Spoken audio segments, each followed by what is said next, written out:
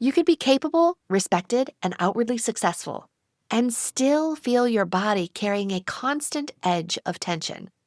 This episode explores what happens when achievement keeps working on the outside and something deeper inside asks for attention. This is the Your Next Success podcast, and I am your host, Dr. Carolyn Sengel. I am a life-first career coach and strategist on a mission to normalize questioning your career, because I believe each of us is made on purpose for a purpose only we can fulfill. The longer we live out of alignment with who we are, what we do best, and why we are here, the more we miss out, and the more the world misses out on what only we can give. The Your Next Success podcast is where we explore how to build a career that truly fuels your life. We talk about self-discovery, smart job search strategies, professional growth, and you will hear stories from people who have navigated big career transitions themselves, so you can create a life-first career and become your own version of authentic success, one that is aligned, meaningful, and truly yours. My guest today is Nataly Huff. Nataly is an executive coach and the founder of Inspire Forward Coaching, where she works with C-suite leaders and high performers using a science meets soul approach. She integrates neuroscience-based methods with heart-centered coaching to help people create success that includes performance, fulfillment, and alignment from the inside out. There is a moment that a lot of high achievers recognize, even if they've never said it out loud. You're doing everything right. You're getting results. People trust you. The work looks impressive from the outside, and inside, something feels tight. Your heart runs too fast for no reason. Your shoulders live near your ears. In this episode, we go deep into the lived experience of high performance. We hear Nataly's story. She begins in Russia during the collapse of the Soviet system, immigrated to the United States as a child, and learned early how much adaptation, self-control, and resilience success can require. That awareness followed her into adulthood, into fast career growth, leadership roles, and environments where competence and composure were rewarded. From the outside, things look solid. We talk about the professional face that many high performers develop, how values quietly shape satisfaction and strain, and how stress often shows up long before we have language for it. This conversation explores what it means to recognize you're climbing the wrong ladder because you're evolving, and how aligning success with who you are changes everything. This episode is about the gap between external success and internal alignment, and the way that gap eventually asks to be addressed. Nataly's story brings language to an experience many people share, living with a professional self that performs, while the whole self waits for permission to be seen. If you've ever thought, I'm capable, I'm respected, I'm achieving, so why do I feel like this? You're in the right place. Welcome, Nataly, to Your Next Success. I'm so thrilled to be talking to you today. I'm so happy to be here. Awesome. We're going to get into all the amazing things that you do to help people and leaders and all their transformational experience that you do so well and you've done for such a long time. We will get to that, but I'd love to dial it back, like way back. If you could help me understand, where were you born? And what was life like for the very earliest version of Nataly? Oh, okay. We get to tell the whole story. I like it. The whole story, all the parts that people usually gloss over. Well, I was born in Russia, born and raised just in a suburb of Moscow. And I lived there until I was 11, at which point in time we packed all of our stuff up and came to the United States. And that was, I don't know how familiar you are with Russian history, but that was an interesting time to be in Russia. It's the very end of the Soviet regime, the Berlin Wall, and then the big revolution in Russia in 91. And all of a sudden, you have like the falling apart of the USSR and the Russia figuring out who they are as a country on their own again. Politics got weird. Access to resources got weird.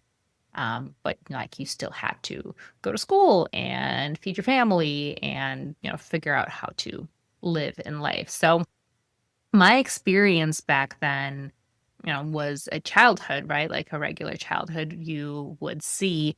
But I was seeing a transformation of a country at the same time. And, we always knew we were going to come to the United States. That was always in the plans. It was just a Really? matter of figuring out the when and the how. So from your earliest memories, you had this concept that this wasn't going to be your forever place?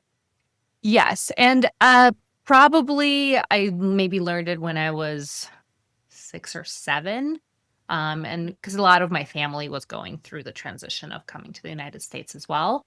And some of the first people who had come, they had to go through the more old school defecting process, which was complicated and terrifying. But for me and our family, we knew that when the time was right, we were going to come to the United States. My mom is a linguist and she speaks Russian, English, French, and German. So she taught me English ever since I was little. So I had some basic foundational kind of language skills. And we knew that it was so that when we come to the United States, I'm not starting from scratch. Wow. What about your father? What did he do? He was an engineer in Soviet Russia, and then as soon as the revolution came and people were allowed to own things, that because that concept I think a lot of people don't quite realize. Up until the revolution, you own nothing. Everything belongs to the collective. So any sort of private anything does not exist. And then all of a sudden, you're allowed to own things.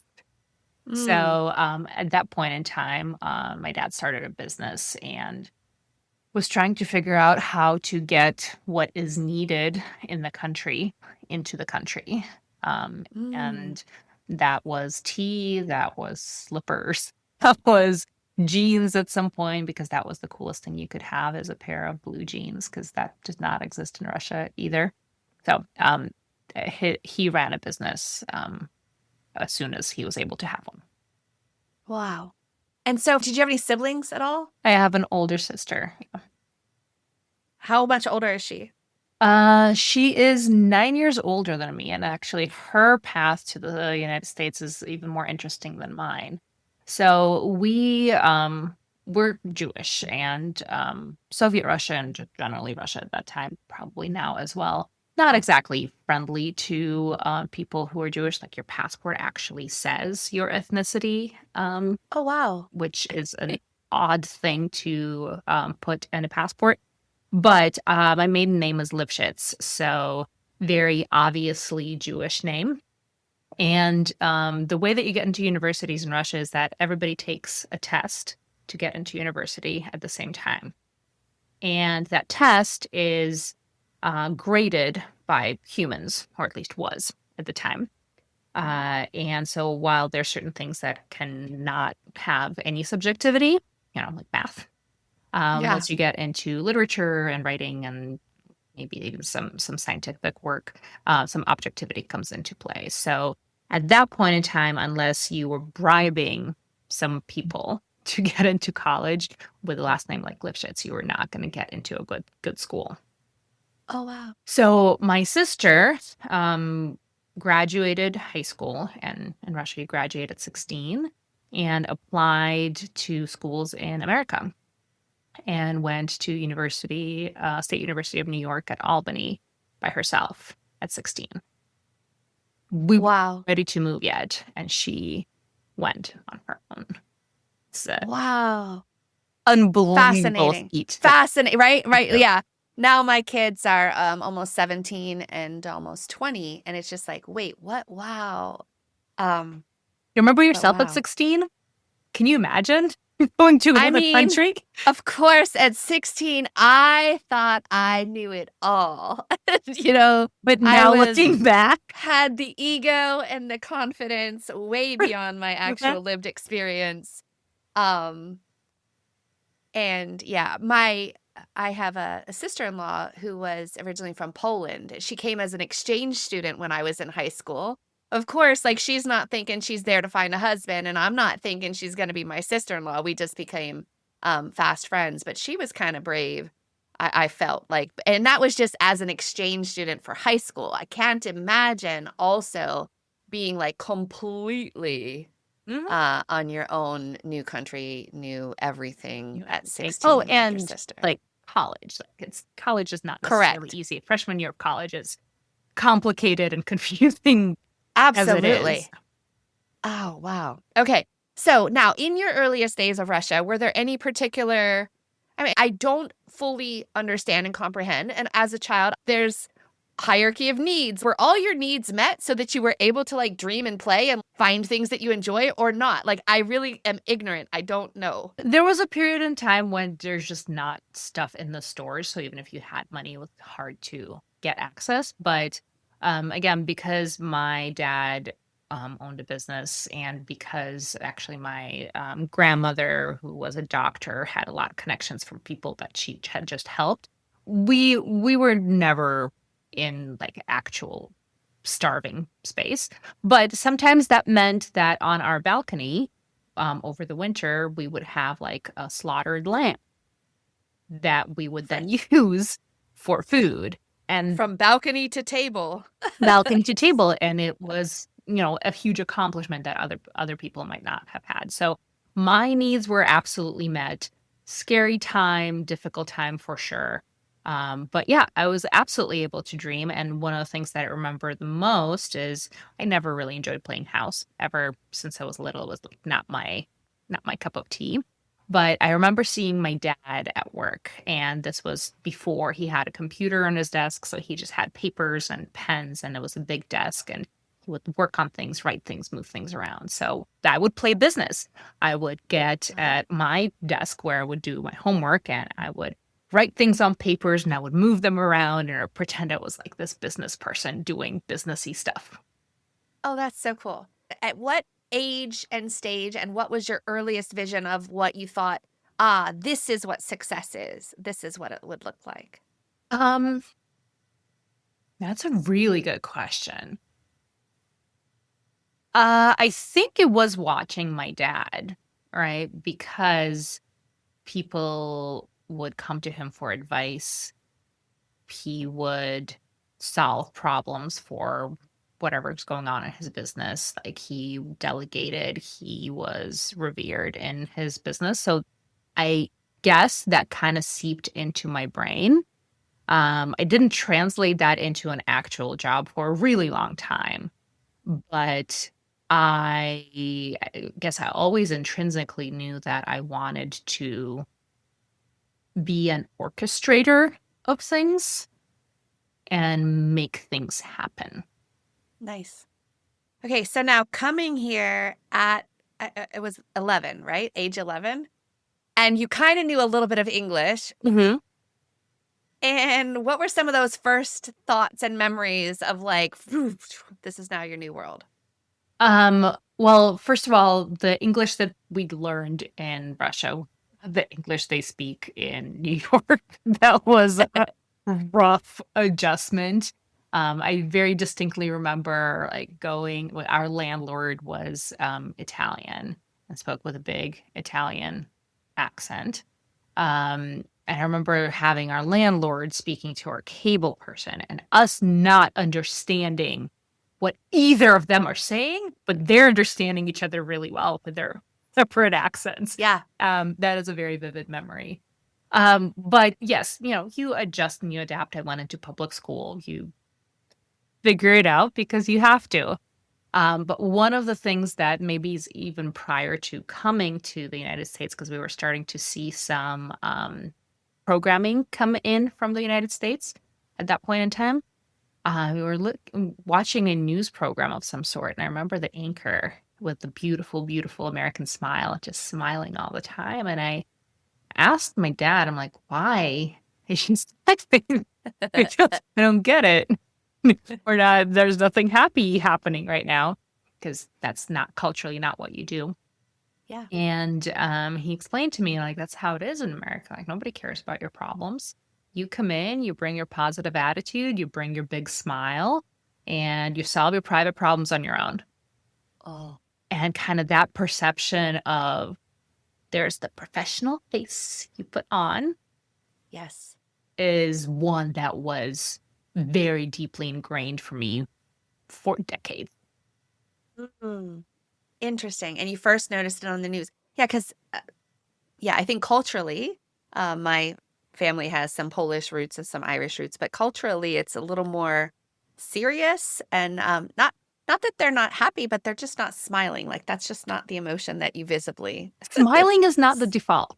The Yeah, default is exactly. neutral. And Yeah, if there's a reason to smile, you smile. But if you're smiling without a reason, there's like something. interesting. Yeah, even in school photos or something, right? Like Yeah. class pictures, it's Look like, like,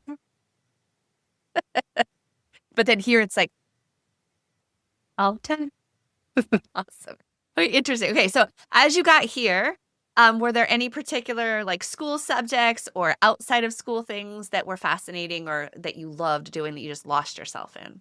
Kind of a little bit of everything. I've always loved math and science. I loved reading and writing.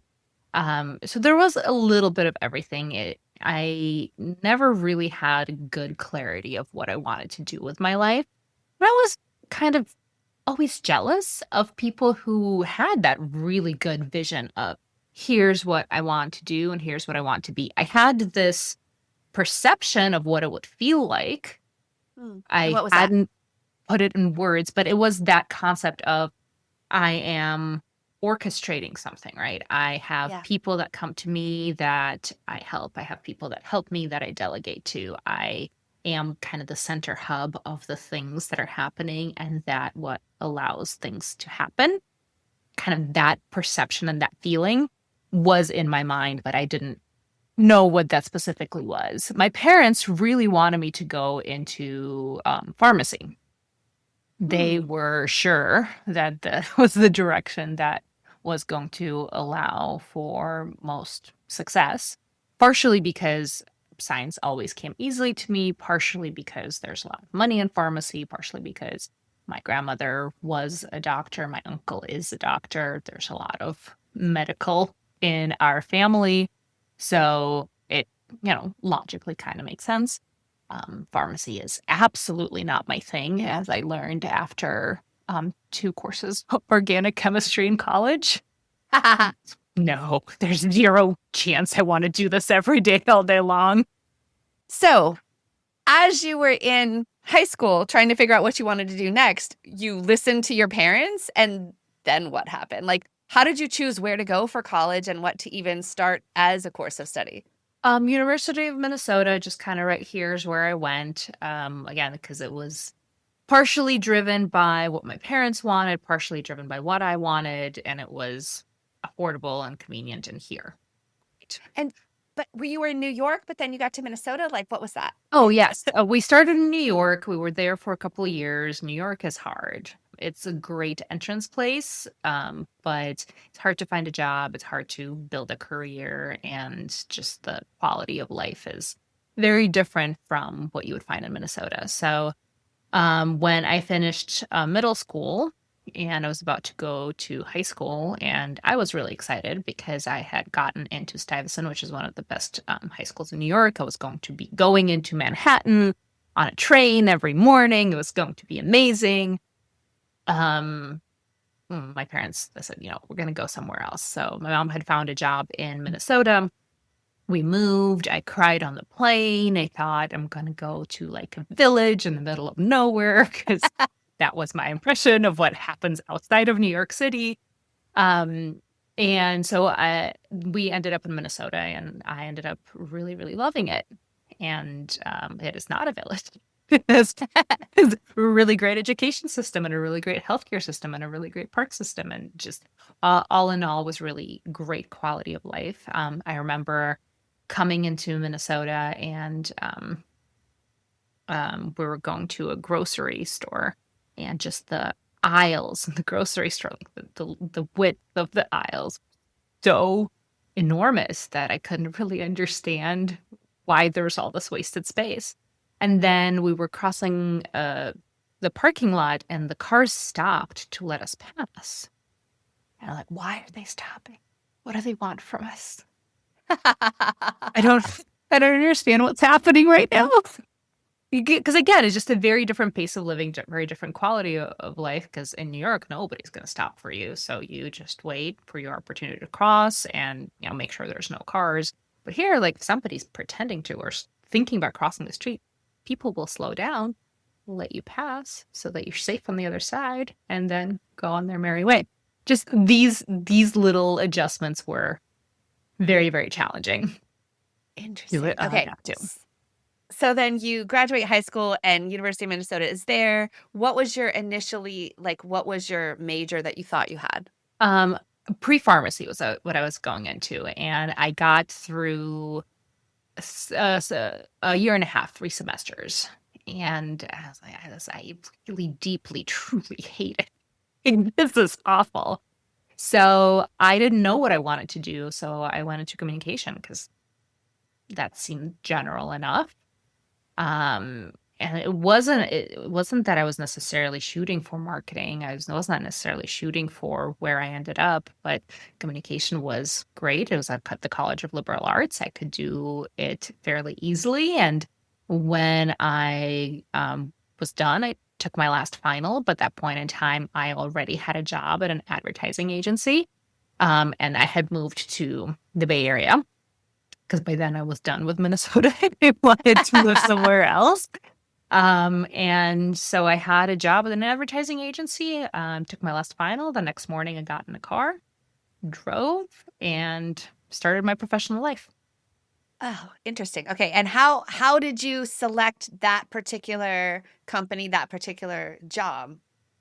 Um, I knew the Bay Area was where I wanted to be, so I had been applying for several roles in the Bay Area, and some of them were in the video game industry, some of them were more in kind of deeper technology, and the advertising agency was just what came through, and it seemed like it gave me the opportunity to see more different types of things at the same time. So I was an account coordinator, very, very entry level element, but I got to do a lot of things and I got to see a lot of things through that process. So it was fantastic.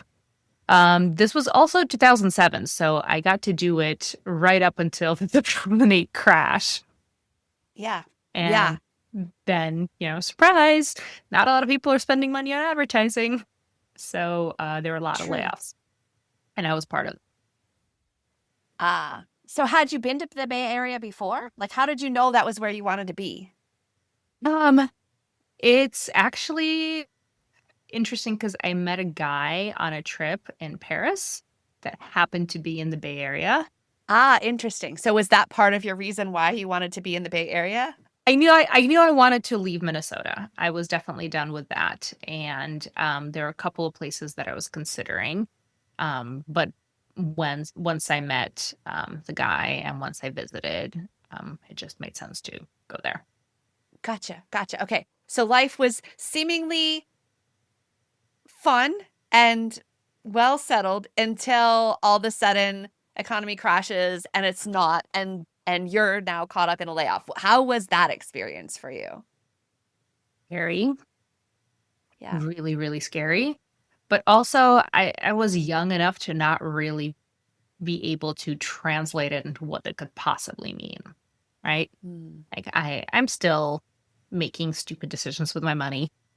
I am still like, when the layoffs happened, me and a couple of coworkers, we got a bottle of vodka and we played board games to celebrate our misery, right? It was not the best decision, but it's what happened. And then I was lucky. I was able to find a job within a couple of months.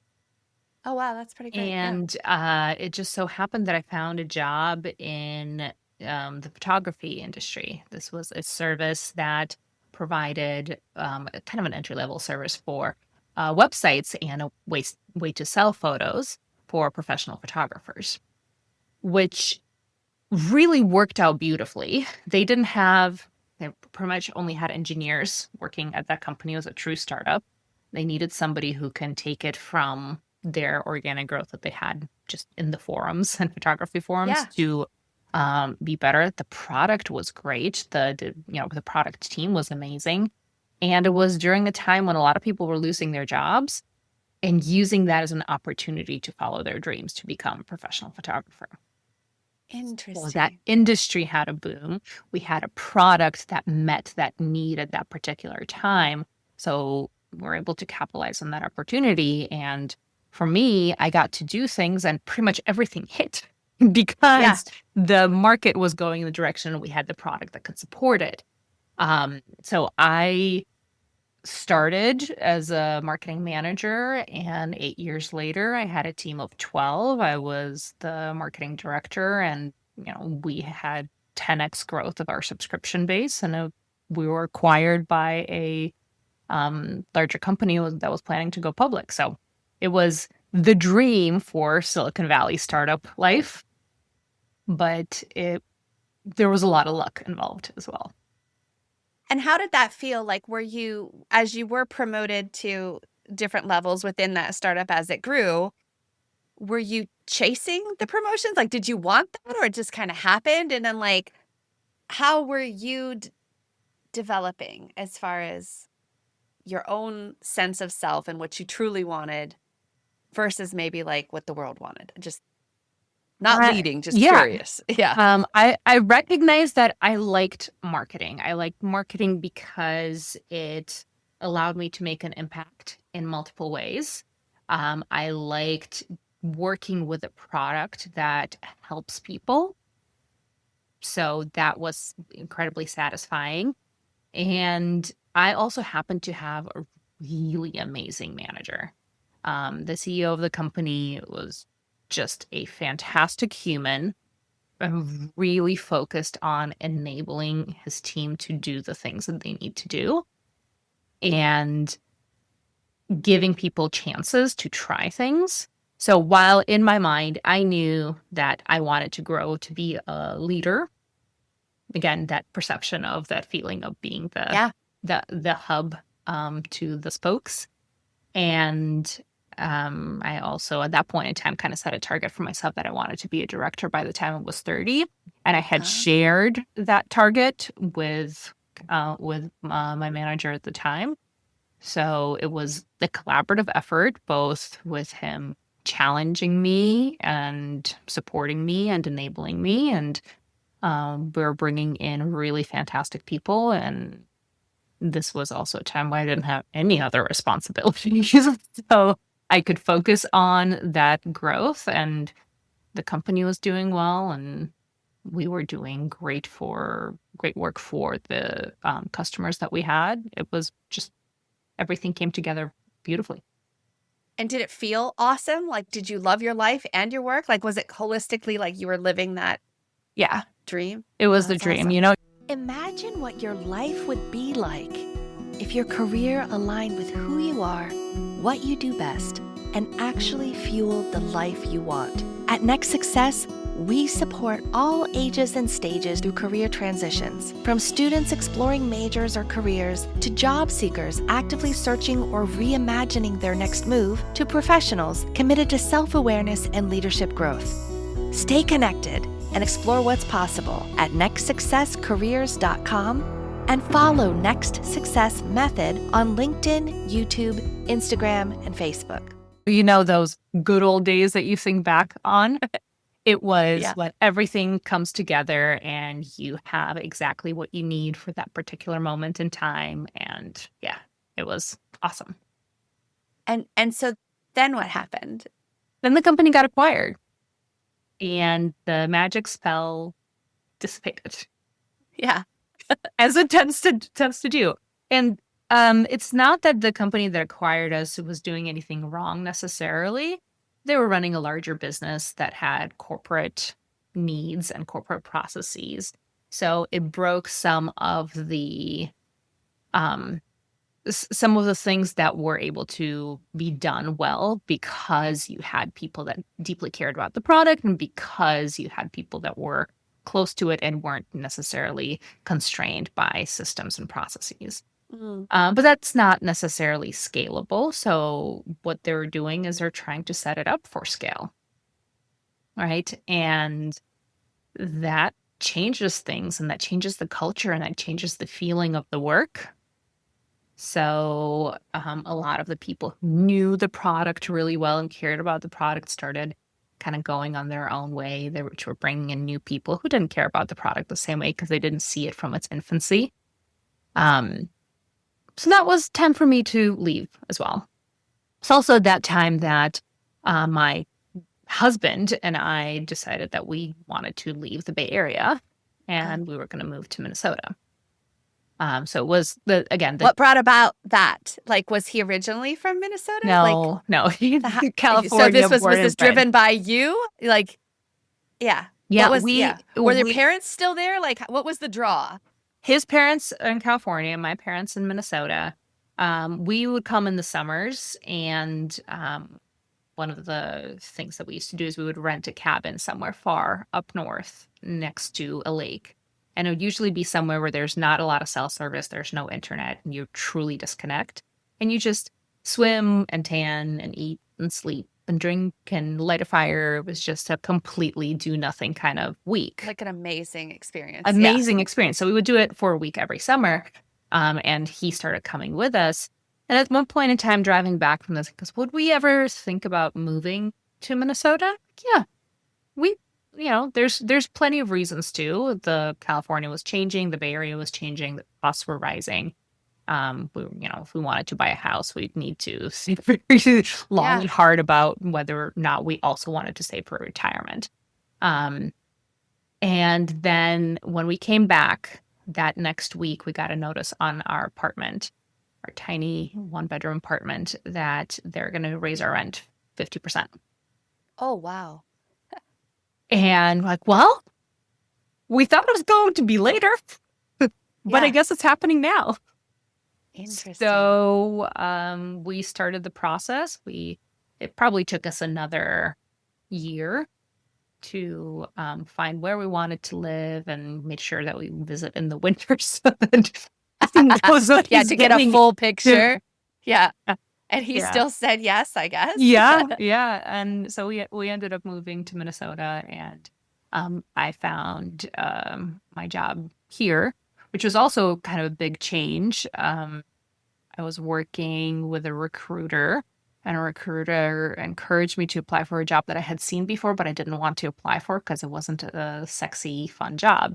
I was going from the photography industry, the tech space, Silicon Valley, and I was joining a 70-year-old hearing aids company. Impact. Still good impact for the world, right? Great impact, but that just doesn't sound fun. It literally doesn't sound. It does not. Yes. But the recruiter convinced me to think about the job and to think about the opportunity, which again was incredible. The company had recognized that they were going to need digital marketing in order to grow. And they had secured the buy-in with the board, and they had secured the budget. And they just didn't have anybody who knew how to do digital marketing. So they just wanted to hand the keys over to someone who can build it. Interesting. And you're I can build. And then here you are. Dun, dun, You mean I have budget and buy-in, and I can Right. just do the things, and there's so many opportunities because there's nothing that already exists. And then I met the team, and then I met the president of Miracle-Ear at the time, who's an incredible woman. Just seriously, that woman can do anything. That's awesome. And I was in. And so in joining Miracle-Ear and the following 6 years, I led their digital transformation. I led their CRM transformation. I took on the VP role to help drive the rebrand and the preparation for hearing aids coming to the over-the-counter market. It was a lot of great building work as well.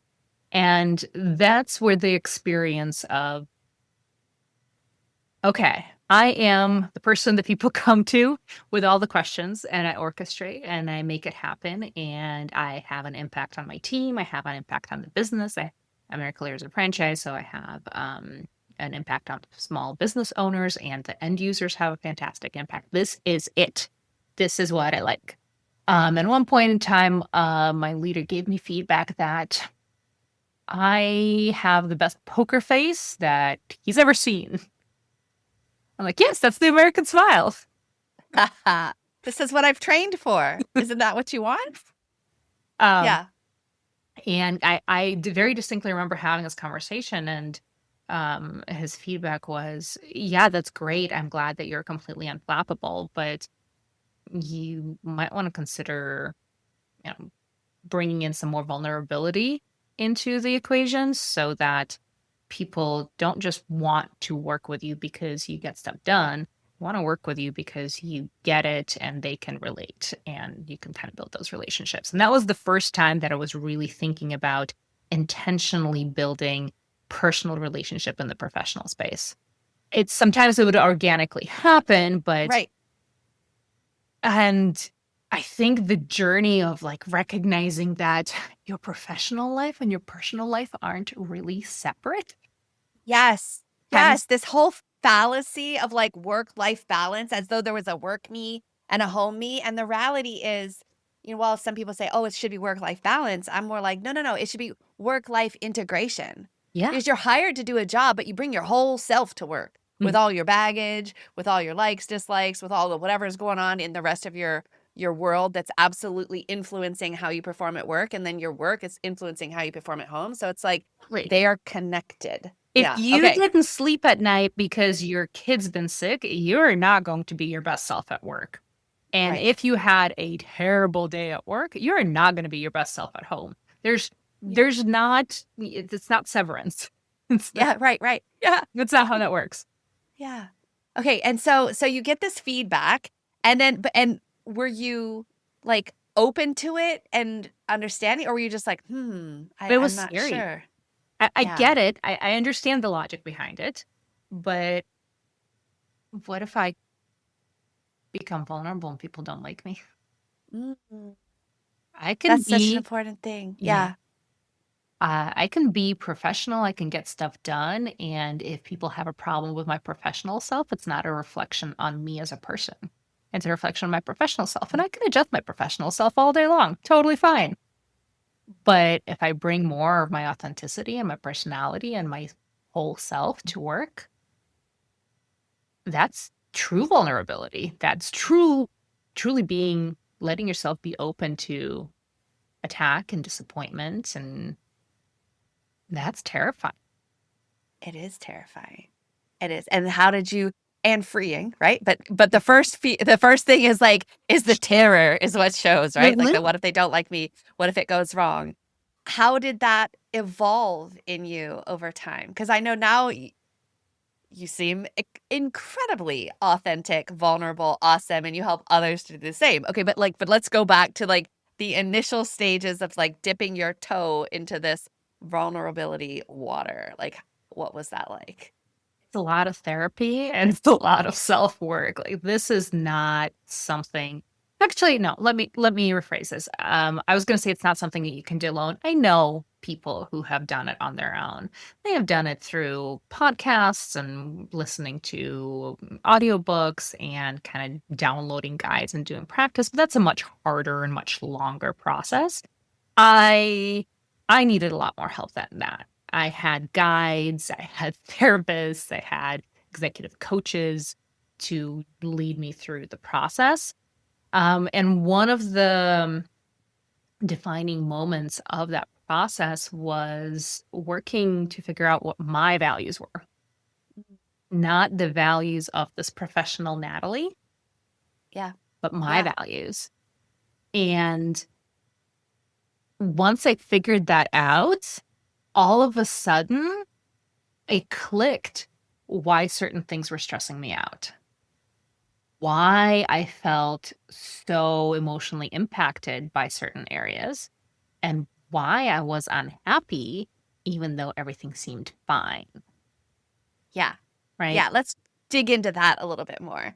So it's like, from the outside in, you're having this amazing experience, amazing job. You're rising in the ranks. You have a lot of people reporting to you. Huh? Seems like you're seemingly doing amazing work for the benefit of the world, and externally successful, but internally starting to question.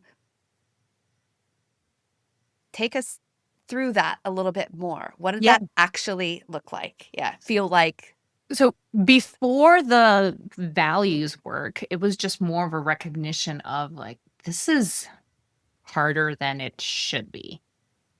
I'm getting stuff done. My campaigns are performing. The company loves me. My team loves me. My team is growing. I'm solving problems. Why is my heart constantly racing? Why are my shoulders always up to my ears? Like, why am I always a little bit on edge? And after doing that values work, I recognized that my two primary values cannot be fulfilled in this role. Hmm. Do you think that was part of your like even inkling at the very beginning of like, why would I go to work at this company? No, Okay. it was just the evolution of the company, right? When I first joined it, it was, kind of a startup experience in a larger space. So the two values that I found were kindness and impact, as in I need to know that I'm making an impact and I need to know that that impact is good. Hmm. And that means the impact that I have on my team and on the organization and on the end user and on the small business owners and on the vendors and all the partners, it needs to be a good impact. Like it needs to be kind.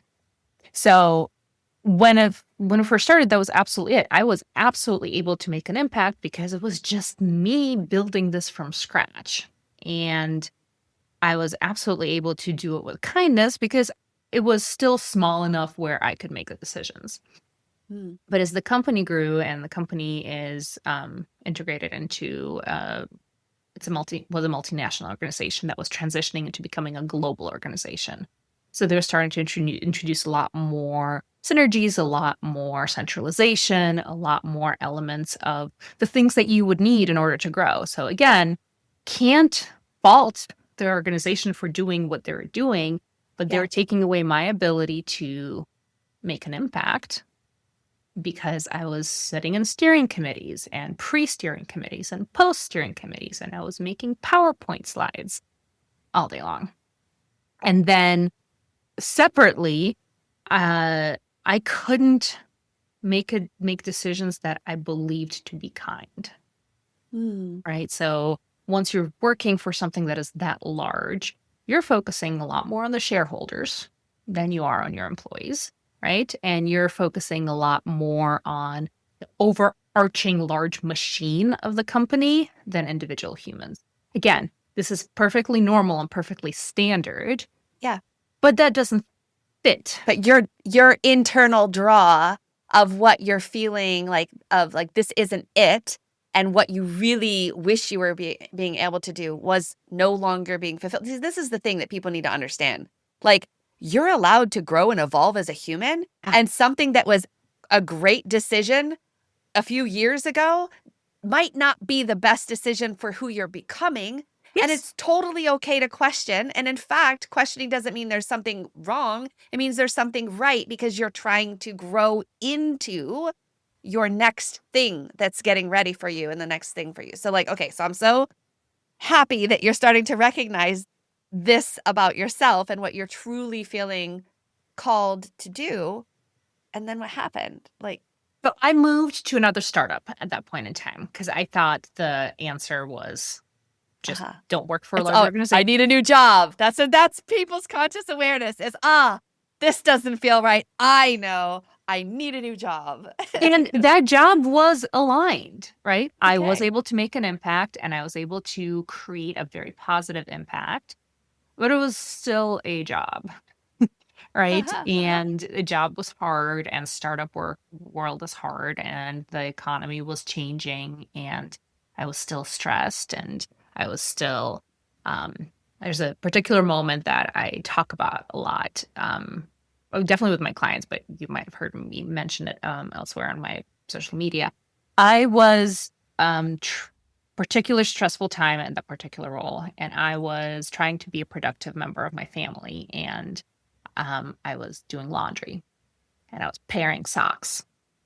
And then the next morning, looking at the socks that I have paired, I recognized that I didn't successfully pair any of the socks. Oh, My brain was so tapped out. I was so not present at that moment that I couldn't just cognitively recognize that this sock does not go with this sock. wow. Interesting. Yeah. Yeah. And that's the thing that we don't know. We don't notice though, when it's like one little thing, and how that stress, challenge, whatever, then bleeds over into that. I mean, so many times it's not socks that you could physically go check later and be like, but like, okay. And so you realize this next morning, like, dang, I did none of these right. All of these things are not like the other. And so what did that do? How did you approach that? That meant I needed to look at where I'm spending my energy. Again, that's the other work that I do with my clients all the time. Like, look, you know what your priorities are. Yeah. You know, how you would want to fill up your cup. If you have your cup, what percentage is spent here, what percentage is spent here, what percentage is spent here, what's spent here before things spill over. And then let's talk about, look at the reality. Look at your calendar. Look at your emails. Look at your text messages. Look at how much of your cup is actually filled. And when you look at those discrepancies, you need to start figuring out how to make some of those shifts. And so I would say about 7 months later, me and the startup organizations that are going our separate ways. And I started reflecting on, okay, do I want another job? Because in the concept of impact and kindness, the things that I really love to do are growth strategy and talent development. Those are my two things. That's not really a job. Nobody hires you to just do growth strategy and talent development. Yeah. But I can start my own business to do that. And so that's where I currently am and have been for the last few years, is the work I do to help companies grow and the work that I do to help individuals grow. And so you get to pick and choose what you're called in to do and where you're serving. That's awesome. Okay, so tell a little bit about, how do people find you, work with you? What kind of company, what kind of challenge, what kind of person, what kind of challenge, and how do you help them through that? Absolutely. So I have two practices. One is a growth marketing consultancy called Innovate Forward Marketing, and it's innovate-fwd.com. And I work with small to mid-sized businesses, kind of 50 to 200 people, specifically that are in the phase of outgrowing their initial spurt and now figuring out how to scale. Because I've seen that so much in my personal work in so many different industries. And then my coaching practice is Inspire Forward Coaching. It's inspire-forward.com. And that's specifically focused on mid-career professionals. My training is in executive coaching and neuroscience-based coaching.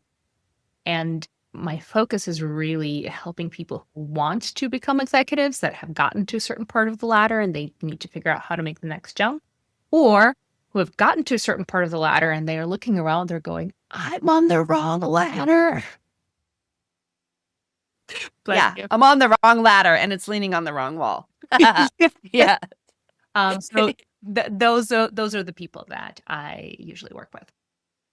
Awesome. Okay, so you've had all of this experience over time and the evolution of yourself, your work, your home life. Now, how do you define success for yourself? I'm huge on authentic success, and it's no longer what the world defines and how everything else defines, but like, according to you, what is your version of authentic success that you're realizing in this moment? So I think authentic success is very specifically that it's authentic and it's personal. So if I was answering this question for others, I would start with, what are the things that are important to you? And how do you define, if you imagine perfect scenario, how do you define being successful? If you imagine failing at it, what does that look like? And what's the spectrum in between? For me, it is around making sure that I'm able to help foster growth for organizations, for people individually, um, and working with organizations and people who are heart aligned. So if I work with clients that I truly want to succeed, that means I'm doing well. And that's professionally. More holistically is recognizing that I'm a very multifaceted human, so that I'm giving myself space to be very successful in this facet, but also successful in this facet and this facet and this facet. And whether it's relationships or friendships or personal development or art or travel or just sitting with a book next to a fire, if I'm able to give myself the space to pour into every single side of my cup, That's awesome. Yeah. that's success. Oh, I love it. What's next for you as you're envisioning your next X period of time? In your best case scenario, what would you love to happen? I do this for another 10 years, right? I love the work that I do. I love the impact that I have. I love how the work that I do and how I do it is impacting my daughter's perception of success. And